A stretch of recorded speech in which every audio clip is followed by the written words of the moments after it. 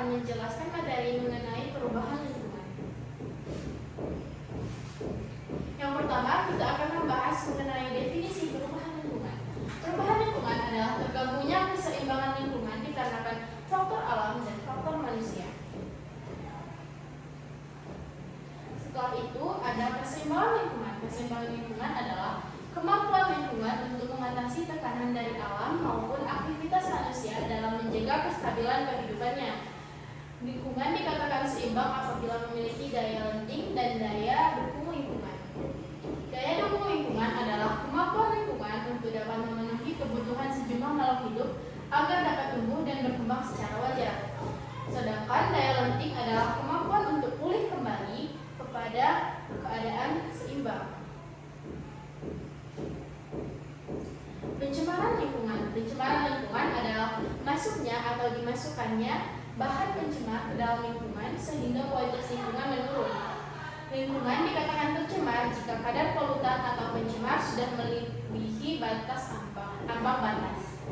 Hal ini dapat menyebabkan kualitas atau daya dukung lingkungan menurun dan kehidupan makhluk hidup menjadi terganggu.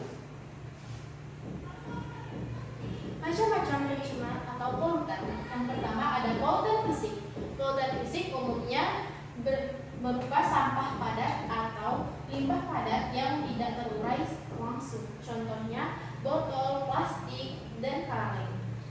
Yang kedua ada polutan kimia. Biasanya bersifat zat berbahaya yang masuk ke lingkungan dalam konsentrasi tinggi. Contohnya pestisida, pupuk, dan asap.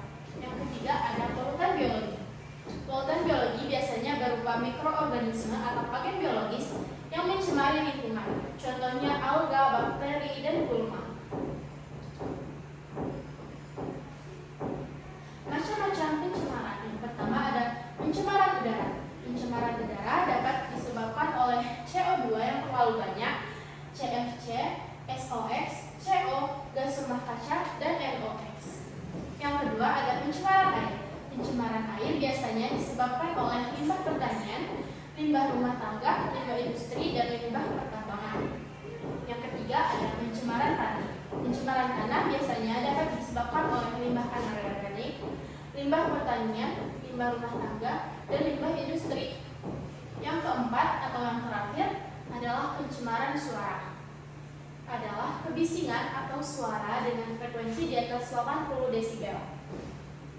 Macam-macam kebisingan ada 4. Yang pertama, kebisingan inklusif, kebisingan kontinu, kebisingan inklusif kontinu, dan kebisingan kontinu. Selanjutnya, akumulasi bahan pencemar dalam rantai makanan. Dalam akumulasi ini ada istilah biomagnifikasi. Biomagnifikasi adalah proses peningkatan akumulasi bahan pencemar pada tingkat trofik melalui rantai makanan. Contohnya ada di sebelah sini. Yang pertama ada produsen dengan 10 ppm berupa rumput dan pepohonan yang akan dimakan oleh belalang, ulat, dan tikus. Belalang, ulat, dan tikus yang memakan pohon tersebut akan mendapatkan energi 2 kali lipat berupa 100 ppm. Yang ketiga ada ulat, belalang, dan tikus tersebut akan dimakan oleh ayam dan katak. Ayam dan katak tersebut otomatis mendapatkan energi 2 kali lipat juga, maka akan mendapatkan 1000 ppm. Ayam dan katak juga pasti akan dimakan oleh elang dan ulat, maka elang dan ulat itu akan mendapatkan 10.000 ppm. Usaha menangani pencemaran lingkungan. Yang pertama, mengatasi pencemaran udara dengan mengurangi penggunaan kendaraan pribadi. Dengan biasanya kita menggunakan kendaraan umum seperti angkot, bis, dan lain-lain. Yang kedua, tidak membuang sampah. Yang ketiga, menanam tanaman. Terus yang kedua ada mengatasi pencemaran air dengan tidak membuang sampah sembarangan, mengurangi plastik sekali pakai, dan hemat air. Yang ketiga ada mengatasi pencemaran tanah dengan cara reduce, reuse, recycle, repair, refusal, redurability, replenishment, consumer reconstructor recovery.